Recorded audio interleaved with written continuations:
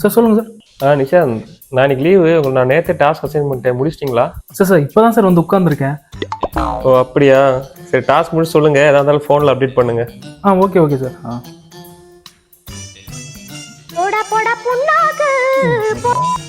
Hello Nishant, task முடிச்சிட்டிங்களா?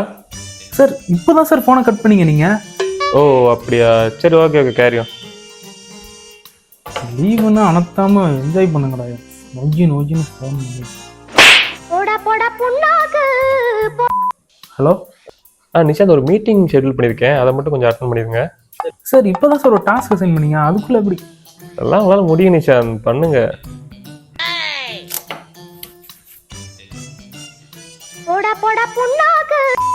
Hello sir சொல்லுங்கள்.